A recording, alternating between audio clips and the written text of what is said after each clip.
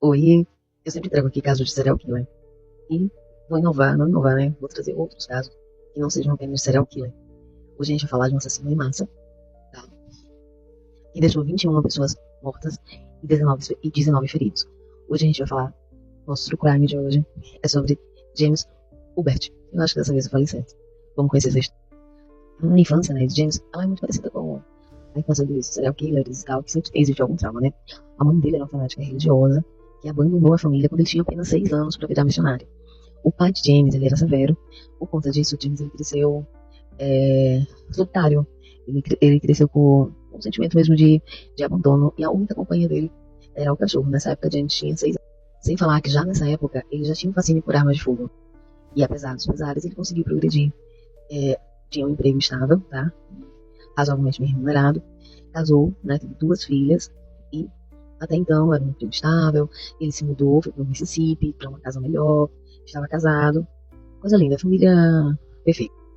Sua existência se resumia ao seu casamento, né, sua mulher que chamava Emma, e as outras 2 filhas. Ele não tinha uma vida social além dessa interação. Ele não conversava com os vizinhos, ele não participava, né, das coisas locais, como muita coisa locais, como vigilante, vigilante da rua e tal. Enfim, ele não participou de nada e era estrito mesmo. Só com a esposa, no caso, né, das filhas. Era constante, né, os boatos do vizinho, a falta de interação dele. Então era constante.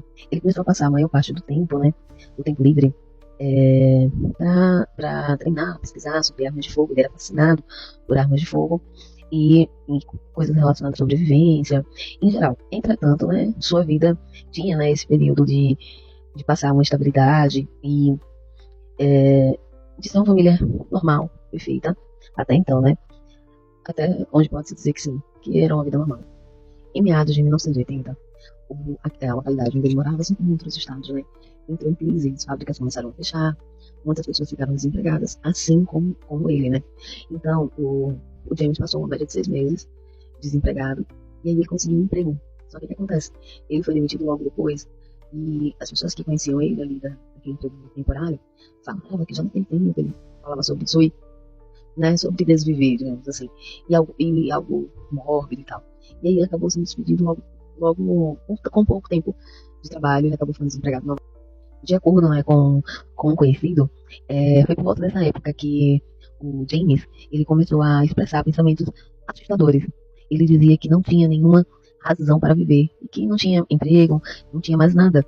É, dizia também que aquilo fosse o fim, o fim da linha dele, né? Que não pudesse mais mal conseguir sustentar, imagine, né, sustentar a família, e revelava o ódio, né, por todo mundo. Bom, mas por volta de 1995, em busca, né, uma busca desesperada por uma vida melhor, ele com já 41 anos, ele mudou-se, ele foi para São Francisco com a família, né, ali bem na fronteira com o México, onde ele conseguiu arranjar um emprego de vigilante. Infelizmente, esse emprego também não durou muito, né? Então, ele meio que chegou no fim da linha, ele meio que saturou, digamos que foi a gota d'água em copo cheio, né? Então, no dia 18 de julho de 1994, após sair para pagar uma multa de trânsito, ele, ele reparou assim que a vida dele não fazia mais sentido, e então ele teve uma ideia, né, absurda, e, e aí ele se paramentou, se vestiu, pegou várias armas, e a esposa perguntou onde ele estava indo, e ele falou: caçar seres humanos. Ele foi para o McDonald's mais próximo que tinha. Ainda não é certo a escolha dele no McDonald's. Dizem que é porque geralmente o McDonald's é um lugar feliz, né? A família vai pra lanchar, pra se descontrair. E era algo que ele não tinha, já que ele estava solitário, desempregado, e não via opção. Ele estava altamente armado. Tinha uma, ele tinha uma espingarda calibre 12, mais uma outra, é, mais uma outra, e um saco cheio, cheio de munição. Quase de imediato, quando ele entrou, ele começou a atirar. E ele atirava pra tudo que é lado, mas ele não mirava assim em um alvo certo, ele só saiu atirando. Ele só saiu atirando. E aí, 5 minutos depois, né, dessa ação, tinham pessoas que tinham perdido a vida, como eu disse, e 19 estavam feridas. Né? Ele não tinha intenção de se entregar, ele não tinha intenção de nada disso. Eu acredito que ele foi ciente que é o tal do desviver indireto, né? Que acontece através da polícia, por outros meios, já que você não tem coragem. Essas são as vítimas, né, que infelizmente perderam a vida nesse ataque. Claro, tem mais, mas foi a imagem, que é a melhor imagem que eu consegui.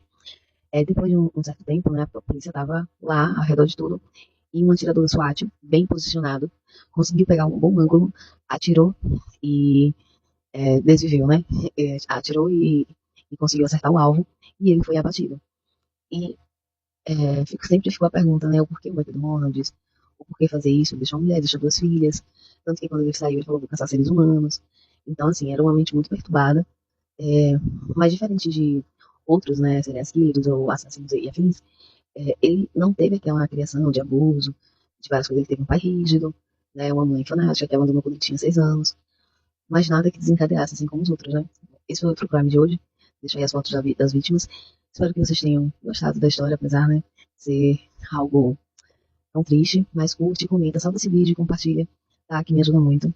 E até o próximo True Crime. Beijo.